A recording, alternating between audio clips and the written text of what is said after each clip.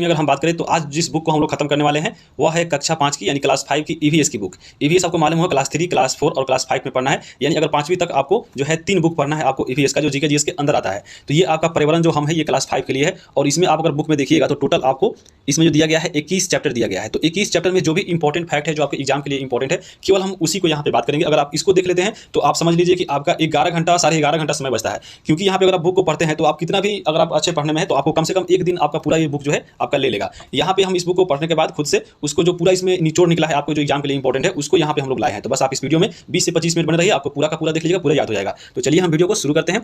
पहला इसमें जो चैप्टर है आपको ईवीएस की 5वीं क्लास में वह है पाटना से नाथुला। मान आपको अगर हम बात करें पटना से, तो पटना से जो है आपको सरकारी स्कूल के जो बच्चे हैं उनको ले जाया जाता है नाथुला घुमाने के लिए। तो उस दौरान जो भी चीज़ें रास्ते में मिलती है देखते हैं और आपको वो लोग जो अवलोकन करते हैं उसके आधार पर जो जीके तैयार किया गया वही इस बुक में शामिल है। तो यहाँ पे सबसे पहले आपको मालूम होना चाहिए पटना जो है आपको बिहार की राजधानी है, और नाथुला जो है, नाथुला की बात करें तो ये नाथुला पड़ता है सिक्किम में। तो सीधे एग्जाम में पूछ सकता है कि नाथुला किस राज्य में पड़ता है, तो सिक्किम में पड़ता है। सिक्किम में अगर हम बात करें तो सिक्किम में आपका नाथुला एक दर्रा भी है और साथ में एक और दर्रा जिसका नाम है जलेपला। तो यहाँ पे एक नाथुला दर्रा भी अगर उससे भी याद अगर होगा तो आपको ऐसे याद रखिएगा। तो यहाँ पे देख लीजिए नाथुला क्या है, तो सिक्किम है, सिक्किम में पड़ता है, और सिक्किम की राजधानी जो है गंगटोक है। गंगटोक की जो चर्चा की गई है आपके बुक में, तो गंगटोक के बारे में क्या बताया गया है बुक में, तो यह बताया गया है कि जो गंगटोक है वह समुद्र तल से 6000 फीट की ऊंचाई पर स्थित है। यहाँ पे इस बुक में जो भी चीज़ दी गई है हूबहू आपको वहीं इसमें शामिल किया गया है। एक भी चीज़ एक्स्ट्रा इसमें हम लोग शामिल नहीं की है क्योंकि यह वीडियो लंबा हो जाएगा। बाकी चीज़ें आप खुद से पढ़ रहे होंगे कि हम यहाँ पे केवल एससीईआरटी में जो चीज़ें दी गई है केवल उसी को कवर करेंगे। उसके बाद यहाँ पे देखिए जब ये लोग जा रहे थे पटना से नाथुला तो उस क्रम में आपको ये पश्चिम बंगाल होते हुए जाए तो वहाँ पे ये न्यू जलपाईगुड़ी रेलवे स्टेशन पहुंचे थे। तो पूछ सकता है कि न्यू जलपाईगुड़ी ये कहाँ पे है, तो आपको ये पश्चिम बंगाल में पड़ता है। उसके साथ यहाँ पे इन्होंने यहाँ पे रुका था, उसके बाद ये पश्चिम बंगाल में वो लोग घूमे। तो पश्चिम बंगाल में इन्होंने दार्जिलिंग घूमा। दार्जिलिंग जो जगह है वो कहाँ पड़ता है, तो वो भी पश्चिम बंगाल में ही पड़ता है। ये नहीं कि नाथुला सिक्किम है तो सिक्किम लगा दीजिएगा, तो ये बहुत इंपॉर्टेंट है, याद रखिएगा कि दार्जिलिंग जो है आपको पश्चिम बंगाल में है और यह एक सुंदर पर्वतीय स्थल है। यहाँ पे अगर हम बात करें दार्जिलिंग में, तो दार्जिलिंग में आपको चाय बागान की चर्चा है बुक में। उसके बाद नेचुरल हिस्ट्री म्यूजियम है जो अजायब घर है उसकी चर्चा है, लॉयड बॉटनिकल गार्डन है और आपको जूलॉजिकल है। तो ये चीज़ें जो है आपको बुक में दिया गया है आपको कि हाँ ये दार्जिलिंग जब रुके थे तो यहाँ पे इन्होंने घूमी थी। तो यहाँ पे कोई भी आपके एग्जाम में पूछ सकता है, बहुत इंपॉर्टेंट है।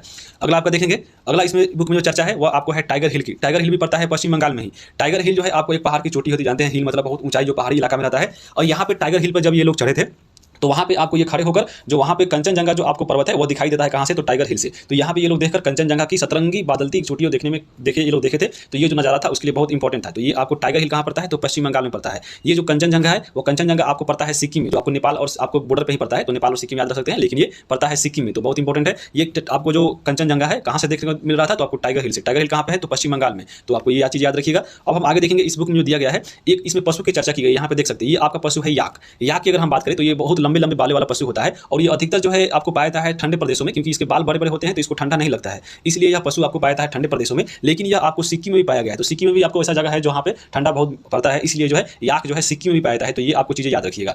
आगे हम चर्चा करेंगे इसमें हिमालय पर्वतारोहण संस्थान की, यह बहुत इंपॉर्टेंट है। यहाँ पे जो हिमालय पर्वतारोहण संस्थान है ये पड़ता है दार्जिलिंग में। यहाँ पे क्या चीज़ें लिखी गई है इस बुक में, तो यहाँ पे बताया गया है कि हिमालय पर्वतारोहण जो संस्थान है यहाँ पे इसकी स्थापना की गई थी 1954 में, जब एवरेस्ट की चढ़ाई हुई थी भारतीय में सबसे पहले आपको, तो 1953 में हुई थी। उसके बाद 1954 में जो है हिमालय पर्वतारोहण की आपको स्थापना की गई थी एवरेस्ट की चढ़ाई की खुशी में, और जवाहरलाल नेहरू के द्वारा इसको किया गया था। यहाँ पर तेंजिंग नॉर्गे की मूर्ति लगाई गई है। यहाँ पे आपको मालूम होगा तेंजिंग नॉर्गे और एडमंड हिलरी दोनों का नाम साथ में सुने होंगे। तो ये दोनों जो व्यक्ति थे 1953 में एवरेस्ट की चढ़ाई की थी, उसी के यहाँ पे खुश होकर ही इसको स्थापना किया गया था। और यहाँ पे जो है तेंजिंग नॉर्गे की मूर्ति भी बनाई गई है, तो आपको याद रखिएगा। तेंजिंग जो नॉर्वे थे ये आपको इनका जन्म हुआ था तिब्बत में, तो तिब्बत में जन्म हुआ, लेकिन उसके बाद ये इनका जो बचपन जो बीता वो नेपाल में बीता था। फिर उसके बाद ये भारत में रहने लगे थे और बाद में भारत के निवासी ये बन गए थे। और निवासी बनने के बाद यहाँ पे जो ये हिमालय पर्वतारोहण संस्थान उस समय तो बना नहीं था, तो वहाँ पे जो पर्वत था वहाँ पे ये कुली का काम करते थे, और वहाँ पे कुली का काम जो है ये आपको 20 वर्ष की आयु तक वहाँ पे करते रहे। उसके बाद यहाँ पे भारत के निवासी बन गए थे, मूल निवासी, और यहाँ पे सीखते सीखते पर्वतों पे कैसे चढ़ा जाता है वहाँ पे सीखकर, और इन्होंने 1953 में तेंजिंग नॉर्वे और यहाँ पे एडमंड हिलेरी, यहाँ पे ये दोनों व्यक्ति जो है माउंट एवरेस्ट की चढ़ाई की थी। तो बहुत इंपॉर्टेंट है, सीधा पूछ सकता है कि आपको माउंट एवरेस्ट और एडमंड हिलरी कब चढ़े थे, 1953 में। फिर चढ़ गए थे तो उसी से खुश होकर 1954 में हिमालय पर्वतारोहण की स्थापना की गई थी। यहाँ पे तेंजिंग जो नॉर्वे है, तेंजिंग नॉर्वे के सिरदार की उपाधि मिली थी। तो यहाँ पे याद रखिएगा सिरदार का मतलब क्या होता है, तो यहाँ पे सिरदार का मतलब होता है कि पर्वतों पर चढ़ने में प्रांगत जो व्यक्ति होता है उसको दार्जिलिंग में है जो सिरदार के नाम से जाना है। तो सिरदार की जो उपाधि मिली थी वह तेंजिंग नॉर्वे को भी मिली थी। तो यह भी इंपॉर्टेंट है। उसके बाद देखिए ये लोग माउंट एवरेस्ट पर चढ़े थे। तो माउंट एवरेस्ट के बारे में जो बुक में दिया गया है, जो बुक में दिया गया है हम केवल वही बात करेंगे। यहाँ पे बुक में दिया गया है क्या, यहाँ पे लिखा गया है कि यह जो माउंट एवरेस्ट है वह विश्व की सबसे ऊंची चोटी है, जिसकी ऊंचाई कितनी है, तो 8800 आपको 48 मीटर है। यहाँ पे आपको एक्जैक्ट याद रखना है जो आपके बुक में दिया गया है। कहीं कहीं आप देखिएगा किसी बुक में 88-50 भी दिया गया है, लेकिन यहाँ पे बुक में जो दिया गया है 88-48 यही आपको लगाना है। यहाँ पे अगर हम बात करें बुक में बहुत इंपॉर्टेंट चीज दिया गया है, आपको याद रखिएगा कि हाल ही में बिहार की एक पर्वतारोही थी जिसकी नाम थी श्रीमती निरुपमा अग्रवाल। तो इन्होंने भी माउंट एवरेस्ट की चढ़ाई की थी, क्योंकि ये बिहार से थी और बिहार एग्जाम ले रहा है, तो बहुत इंपॉर्टेंट है। यहाँ पे पर्वतारोही जो है पहाड़ों पर जो चढ़ते हैं तो ये ऑक्सीजन भरा हुआ सिलेंडर लेके जाते हैं। तो ये सब चीजें जो है आपको यहाँ से याद रखना है। हिमालय पर्वतारोहण संस्थान ये कहाँ पे है, तो दार्जिलिंग में पड़ता है।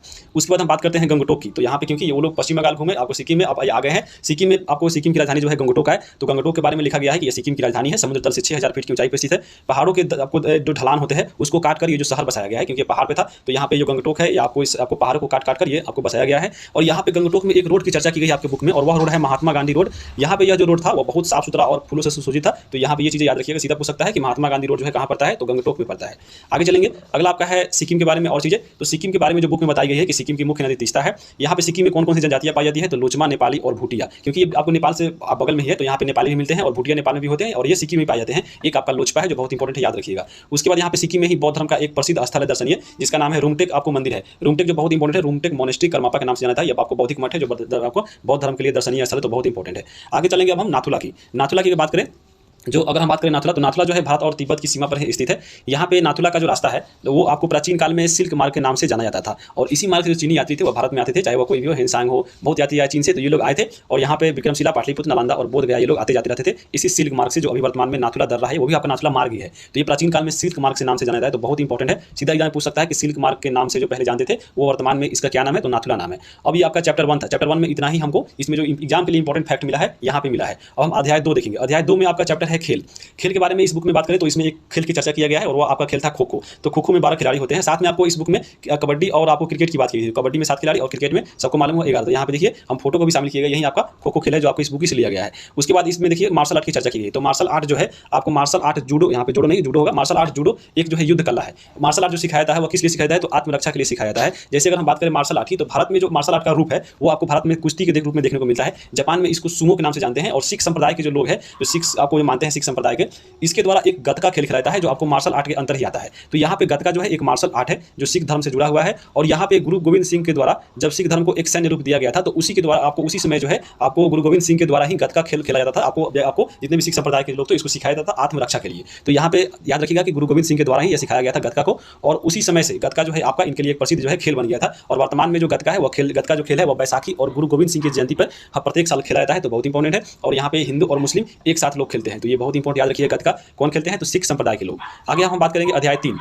अध्याय 3 जो है बीजों का बिखरना, आपको बुक इसमें दिया गया है चैप्टर बीजों का बिखरना। यहाँ पे देखिए कैसे कैसे बीज जो है बिखरते हैं और एक आपको दूसरी जगह फैल जाते हैं। तो यहाँ पे इस बुक में जो है यहाँ पे बीजों को बिखरना में आपके अध्यापक के द्वारा छात्रों को ले गया है घुमाने, और वो घुमाने ले गए थे कहाँ पे, तो जमुई में सिकंदरा प्रखंड में एक लचुवार गाँव है, और वहाँ पे एक मंदिर था वर्धमान आपको महावीर स्वामी का। तो यहाँ पे ये लोग को बच्चों को ले गया गया था टीचरों के द्वारा घुमाने, और उसी क्रम में जो घटना घटी है इस बुक में दिया गया है। तो यहाँ पे आपको जो महावीर स्वामी की चर्चा है, तो पूछ सकता है महावीर स्वामी कौन थे, तो आपको जैन धर्म के 24वें तीर्थंकर थे। यहाँ पे अब देखिए बीज जो है कैसे कैसे बिखरते हैं। तो एक होता है चटक कर बिखरने वाला बीज। जैसे देखिएगा आपको खेत में जब जाते होंगे तो देखिएगा, अगर आप सरसों के खेत देखिएगा तो सरसों के जो खेत होता है देखिएगा, जब सरसों पक जाता है तो उसमें पकने के बाद देखिएगा उसका जो बीज होता है उसमें जो उसका कवर होता है वो अपने आप फटने लगता है और उसमें से बीज निकलने लगता है। तो यहाँ पे उसको बोलते हैं चटक कर बीज। तो यहाँ पे चटक गया, क्योंकि तो यहाँ पे कुछ पौधे ऐसे होते हैं जिसका फलिया जो है सूख कर फटने के बाद यहाँ पे बिखर जाते हैं, तो उसको चटक कर बिखरने वाला बीज बोलते हैं। तो यहाँ पे जैसे देख सकते हैं ये जो है आपका जो है ये आपका गुलमेहदी का पेड़ है, और यहाँ पे देखिए ये सूख गया है इसका बीज, तो ये चटक कर नीचे गिर गया है, तो आपको ये चटक कर बिखरने वाला बीज हो गया। तो एग्जाम में आपको ऑप्शन दे सकता है या सीधे पूछ सकता है कि चटक कर बिखरने वाला इसमें बीज कौन है, ऑप्शन दे देगा। तो याद रखिएगा सरसों, हरसिंगार और गुलमेहदी, ये 3 आपका जो है बुक में दिया गया था एग्जाम्पल, तो यहाँ पे शामिल किया गया है और इसमें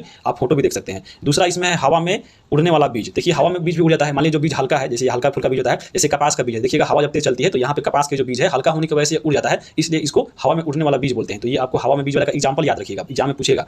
उसके बाद है पानी में तैरकर आपको बिखरने वाला बीज। तो यहाँ पे पानी में तैरकर कौन कौन बिखरता है, तो यहाँ पे देखिए कमल और कुमुदनी के फूल। जैसे देखिए ये कमल का फूल है, देखिए कमल का फूल जो है आपको पानी में रहता है, तो यहाँ पे ये जो इसका जो फूल है, ये जो इसका जो बीज है जो रहता है यहाँ पे आपको, तो बीज जो है इसके बिखर जाता है पानी में, इसलिए इसको पानी में तैरने वाला बीज बोलते हैं।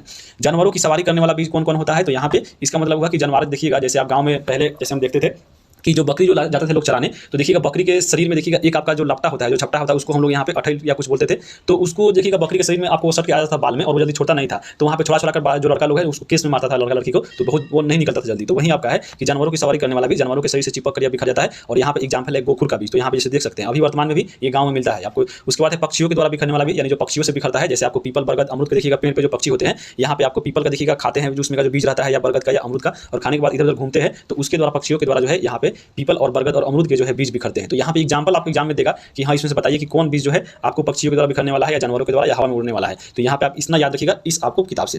अब हम आगे बात करेंगे अध्याय 4। अध्याय 4 में जो है बुक दिया गया है मेरा बगीचा, और बगीचा में आपको कौन कौन से पौधे हैं यही की पहचान बताई गई। जैसे आपको देगा किसी का आपका चित्र बोलेगा ये किसका है, तो यहाँ पे इसमें ज़्यादा इंपॉर्टेंट पॉइंट नहीं था। इसमें बबूल और कैक्टस की चर्चा की गई थी, और बबूल और कैक्टस जो होते हैं वो मरुभूमि में उगाया जाता है। उसके बाद एक बहुत इंपॉर्टेंट से मिलेगा था हर्बेरियम। ये हर्बेरियम क्या होता है, तो यह एक वनस्पति संग्रहालय की तरह होता है जिसमें अनेक प्रकार के पेड़ पौधे को संग्रहित किया जाता है, उसी को बोला जाता है हर्बेरियम, तो हर्बेरियम की बातें लिखी गई थी। उसके बाद अध्याय 5 है। अध्याय 5 में अगर हम बात करें तो इसमें बहुत इंपॉर्टेंट है। अध्याय 5 में ऐतिहासिक स्मारक चैप्टर है और इसमें नालंदा विश्वविद्यालय के बारे में चर्चा है। अब इस बुक में देखिए नालंदा विश्वविद्यालय के बारे में क्या क्या लिखा गया है, चलिए उसको देखते हैं। तो नालंदा विश्वविद्यालय की बात करें तो यह संसार का प्रथम आवासीय विश्वविद्यालय है, तो बहुत इंपॉर्टेंट है।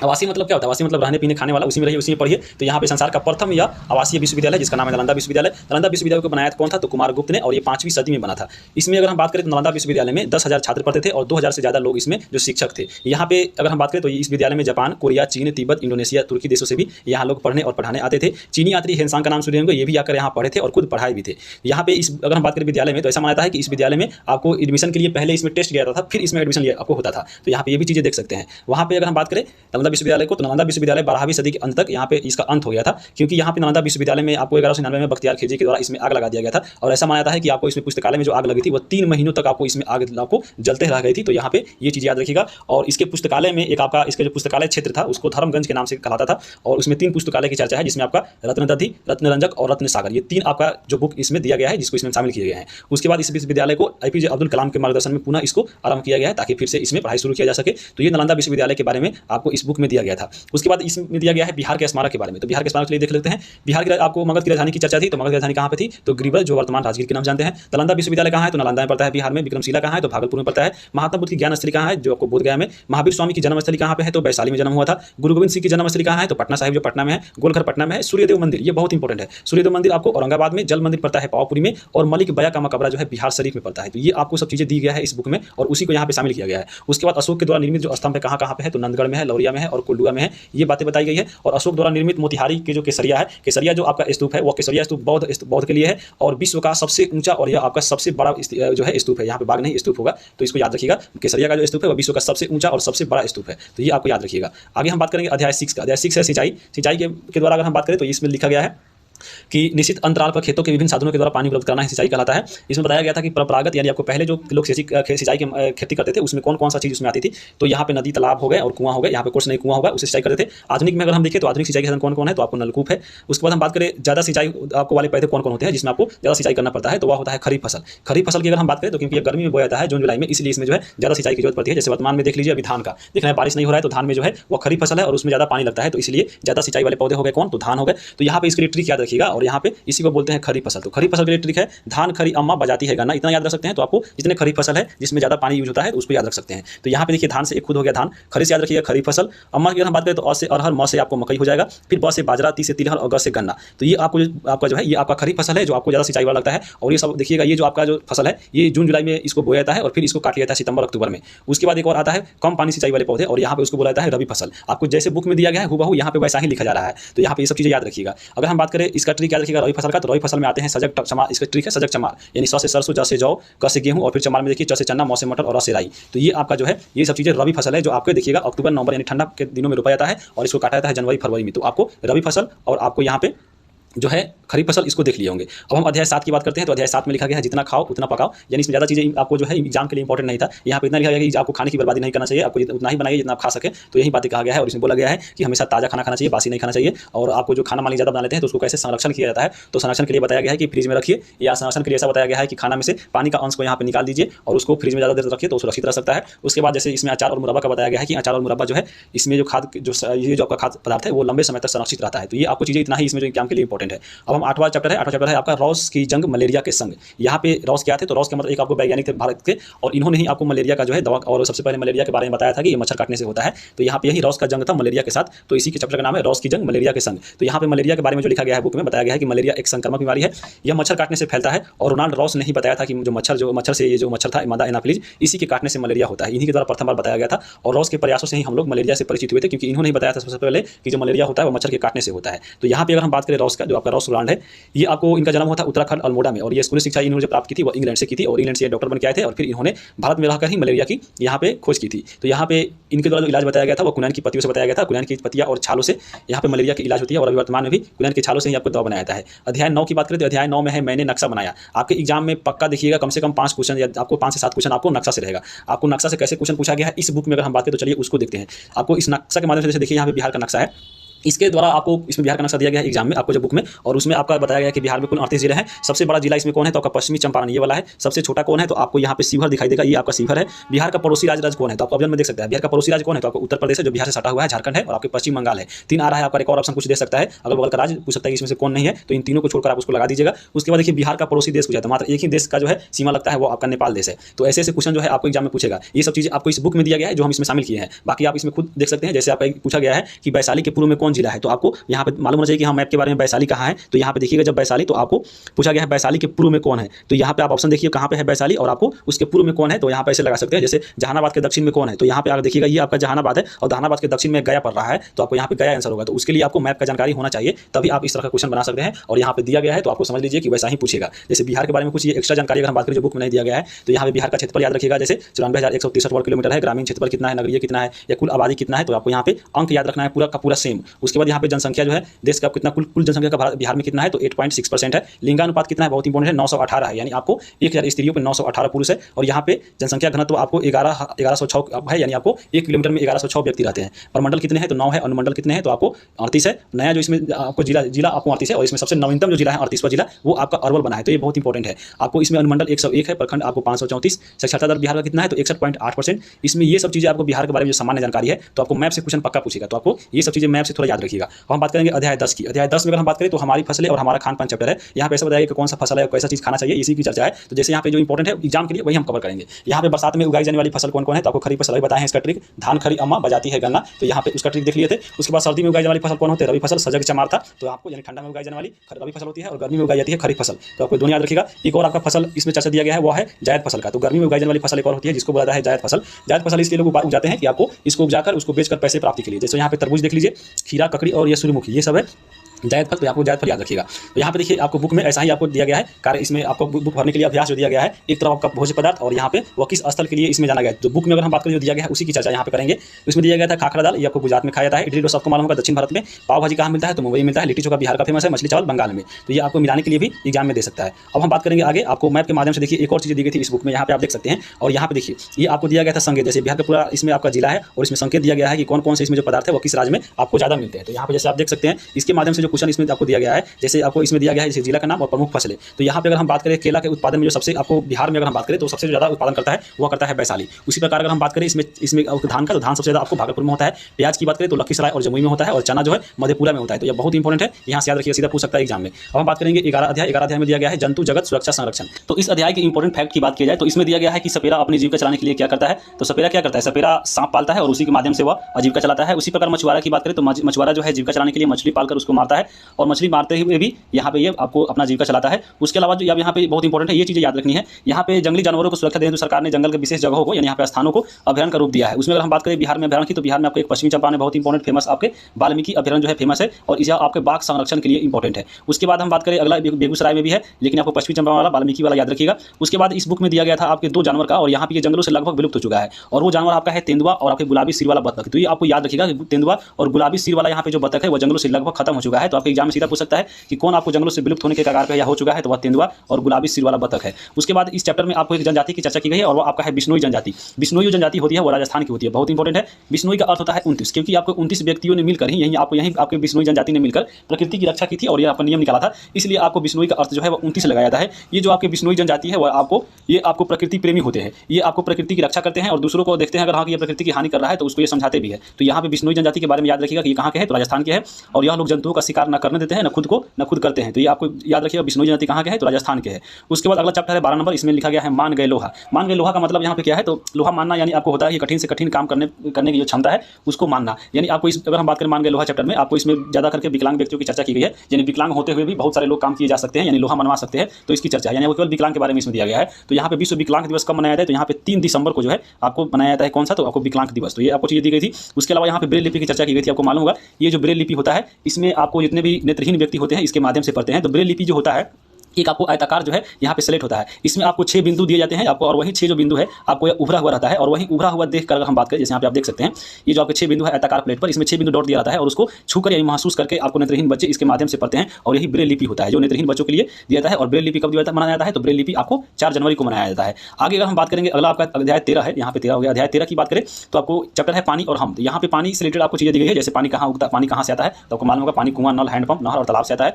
एक और इसमें इंपॉर्टेंट पार्ट दिया गया था कि बिहार में भयंकर बाढ़ कब आई थी। तो बिहार में जो भूकंप आया था वो 2008 में आया था 18 दिसंबर को। यहाँ पे बाढ़ जो है एक प्राकृतिक आपदा है, क्योंकि ये प्रकृति का खेल है, आपको जानबूझकर नहीं लाया जाता है, तो प्राकृतिक आपदा है। उसके बाद ये चैप्टर दी गई थी आपको, और उसके बाद यहाँ पे पानी के बारे में, बाढ़ के बारे में थोड़ा बताया गया था कि आई थी तो यहाँ पे कैसे कैसे नेपाल से नदी आती है, तो यही चीज़ के बारे में थी। ज़्यादा आपको इसमें इंपॉर्टेंट चीज़ नहीं था जो कि एग्जाम के लिए था। उसके बाद इसमें है अध्याय 14। अध्याय 14 में दिया गया है सूरज एक काम अनेक। तो यहाँ पे इस चैप्टर में सौर ऊर्जा के बारे में दिया गया है। सौर ऊर्जा क्या होता है? तो सूर्य की शक्ति को कई तरह से प्रयोग में लाते हैं, जिसे सौर ऊर्जा कहते हैं। सौर कुकर द्वारा सूर्य के ताप से खाना बनाया जाए, तो मालूम होगा आपको कि सौर कुकर आ गया है। इस बुक में सौर ऊर्जा का उपयोग दिया गया है। चलिए हम उसको देखते हैं। तो सौर ऊर्जा का उपयोग कहाँ कहाँ होता है? जैसे खाना बनाने में अभी आप देखे हैं, उसके बाद लाइट जलाने में, आप देखते होंगे गांव में, देखिए यहाँ पे लाइट जलाने में ऐसे आपके सौर ऊर्जा का प्रयोग होता है। उसके बाद सौर ऊर्जा से मोटर गाड़ियाँ भी चलती है। उसके बाद बिजली जलाने में भी प्रयोग होता है। उसके साथ कृत्रिम उपग्रह भी इसके द्वारा प्रयोग किया जाता है। और साथ में अगर हम बात करें तो आपको रेलगाड़ी चलाने पर भी काम किया जा रहा है सौर ऊर्जा से, तो आपको यह बहुत इंपॉर्टेंट है, सौर ऊर्जा का उपयोग याद रखिएगा। उसके बाद यहाँ पे सौर कुकर के बारे में इस बुक में दिया गया है। सौर कुकर की बात करें तो आपको सौर कुकर यहाँ पे आप देख सकते हैं, फिगर भी दिया गया था बुक में। तो यहाँ पे सौर कुकर की दीवारें और जो इसकी जो पेंदी होती है उसको काले रंग से आपको पेंट किया जाता है। काले रंग से पेंट करके यहाँ पे इसके ऊपरी जो ढक्कन होता है वो पारदर्शी होता है, यानी आपको ये शीशा का होता है, आर पर दिखने वाला होता है। और उसमें एक जो लगा हुआ है दर्पण, ये जो आपका दर्पण होता है वो प्रकाश की किरणों को खींचकर अंदर रखता है। और यहाँ पे इसी चीज को प्रकाश जब यहाँ पे पड़ती है तो यहाँ पे इसके डिब्बे में आप देख रहे होंगे, यहाँ पे 4 डब्बे हैं। ये चारों डब्बा आपका एल्युमिनियम का होता है और इसी में खाना रख दिया जाता है। और आपको सूर्य की ऊर्जा से पड़ती है किरण, उसी के माध्यम से जो है यह खाना पक जाता है। तो ये आपका सौर कुकर है। तो आपको सूर्य कुकर के बारे में याद रखिएगा, इसका पेंदी काले रंग से इसमें पारदर्शी होता है और आपको एल्युमिनियम के डिब्बे में खाना रखकर इसमें पकाया जाता है। तो आगे हम देखेंगे, अगला आपका है अध्याय 15। अध्याय 15 में है हमारा जंगल। हमारा जंगल में अगर हम बात करें तो इसमें एक राष्ट्रीय उद्यान की चर्चा है। वाल्मीकि राष्ट्रीय उद्यान पड़ता है कहाँ पे? तो पश्चिम बंगाल में। यह एक वन्य जीव अभ्यारण्य है। यहाँ पे यह मुख्य रूप से बाघ संरक्षण किया जाता है। मतलब यहाँ पे देखिए एक बात हो रही है अभ्यारण्य की। अभ्यारण्य में यह होता है कि आपको इसमें जंगल में जो होता है जानवर जो होता है इसको पूरा पूर्ण रूप से दे दिया जाता है छूट कि यहाँ घूमो फिरो चाओ, इसमें कोई खतरा नहीं रहता है। तो ये अभ्यारण्य होता है। और यह अभ्यारण्य आपको वाल्मीकि अभ्यारण्य जो है पश्चिमी चंपारण में बहुत इंपॉर्टेंट है। इसमें हमारा जंगल चैप्टर में एक इसमें बताया गया है, वह है धरहरा की परंपरा। धरहरा की परंपरा क्या थी? तो धरहरा एक गाँव है आपको बिहार में पड़ता है, और वह आपको पड़ता है भागलपुर जिला में। भागलपुर जिला के प्रखंड नवगछिया में एक गाँव है धरहरा। यहाँ पे धरहरा गाँव में यह आपको इसमें समझ लीजिए कि उसमें एक परंपरा चलती आ रही है कि किसी व्यक्ति को अगर बेटी होता है तो वह आपको जन्म होने के बाद वह 10 पौधे लगाएगा। तो यह परंपरा बहुत इंपॉर्टेंट है और ये आपको धरहरा गांव में पड़ता है, तो एग्जाम में पूछ सकता है। जंगल में लगी आग को क्या बोलते हैं? जंगल में लगी आग को दावानल बोलते हैं, तो याद रखिएगा। आगे हम चलेंगे। अब अगला आपका इसमें दिया गया अध्याय 16। अध्याय 16 में है चलो सर्वे करें। तो यहाँ पे कुछ चीज़ें नहीं दी गई है, जैसे आपका इसमें सर्वे करो के बारे में कुछ चीज़ें दी गई है। जैसे आपको बताया गया कि लकड़ी का प्रयोग कहाँ होता है, कहाँ से प्राप्त होता है, केरोसिन तेल का उपयोग कहाँ होता है, पेट्रोल का कहाँ होता है, तो ये सब चीज़ें दी गई है जो आपको एग्जाम के लिए इंपॉर्टेंट नहीं है।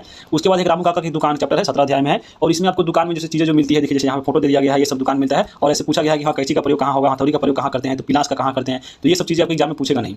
आगे हम 18 अभ्यास की बात करें तो 18 में है आवास। आवास की बात करें तो वहीं आपका आवास में क्या क्या प्रयोग होता है, आपको छड़ ईंट ये सब चीज़ें बताई गई है। और आवास को शहर का आवास कैसे होता है, गाँव का आवास कैसे होता है, इसके बारे में डिफरेंट चीज़ें है। तो ये सभी आपके एग्जाम के लिए इंपॉर्टेंट कुछ उसमें था नहीं फैक्ट। उसके बाद तरह तरह के व्यवसाय के बारे में, जैसे आपको मछली पालन हो गया, आपको चाक चलाने वाला हो गया, दुकानदार हो गया, ये सब व्यवसाय दिया गया था जो इंपॉर्टेंट नहीं था आपके एग्जाम में, एक भी फैक्ट उसमें शामिल नहीं किया गया था, तो यहाँ पे उसमें हम शामिल नहीं किए हैं। उसी प्रकार यहाँ पे देखिए एक है चैप्टर है रायपुर वाले चाचा की शादी। इस शादी में क्या होता है? तो आपको जो शादी रहता है उसका आपको अलग से चाचा चाची फूआ आपको सब आती है, मामा मामी, और उसी के रिलेशन के बारे में बताया गया है। तो ये आपको चैप्टर इसमें भी कोई फैक्ट ज़्यादा चीज़ नहीं थी। उसके बाद लक्की जब बीमार पड़ा, तो यहाँ पे नाम लड़की आपको लक्की नाम का लड़का था, वो बीमार पड़ जाता है, तो बीमारी से सुरक्षा कैसे कैसे मिलती है, आपको ये बेसिक जानकारी थी जो आपके इसमें एक भी ऐसा इंपॉर्टेंट पॉइंट नहीं था जो एग्जाम के लिए इंपॉर्टेंट था, तो उसको यहाँ पे शामिल नहीं किया गया है। तो यहाँ पे देखिए टोटल आपका 21 जो चैप्टर है इसके बारे में हम लोग जान चुके हैं। और अगर आप पढ़ते खुद से तो आपको समझ लीजिए कि पूरा कम से कम 1 दिन लगता है, लेकिन आपको यहाँ पे आधा घंटे के अंदर ये पूरा कवर हो चुका है। वीडियो कैसा लगा है कमेंट करके जरूर बताइए। यहाँ पे अगर हम बता दें आपको, ये जो हम लोग पढ़ रहे हैं बुक, आपको ये बीपीएससी टीचर के लिए, आपको इसमें अगर हम बात करें 8वीं क्लास तक, तो 8वीं क्लास तक आपको टोटल 15 बुक पढ़ना है। यहाँ पे यह पहला बुक हम कवर किए हैं, ये वाला यहाँ पे आप देख सकते हैं। 5वीं के लिए जो आपको पर्यावरण और हम आपका ईवीएस था उसको खत्म किए हैं। बाकी भाग 1 और भाग 2 जो है इसमें और ईजी बात बताई गई है, तो इन दोनों को कभी मिलाकर हम एक वीडियो लाएंगे। लेकिन अगला जो वीडियो यहाँ पे आने वाला है वो आपको क्लास 6 यहाँ से शुरू करेंगे हम लोग। क्लास 6 का जो पहला इसमें ज्योग्राफी है हमारी और दुनिया, अगला चैप्टर आपका इसी का मिलेगा, अगला जो वीडियो आएगा। तो वीडियो कैसा लगा है कमेंट करके बताइए। और यहाँ पे ये जो आपका सभी जो चैप्टर है पढ़ने के लिए आप बने रहिए। वीडियो कैसा लगा है कमेंट करके जरूर बताइएगा, क्योंकि आगे आपको इसको कंटिन्यू रखा जाए कि नहीं। तो वीडियो देखने के लिए आप सभी को बहुत बहुत धन्यवाद।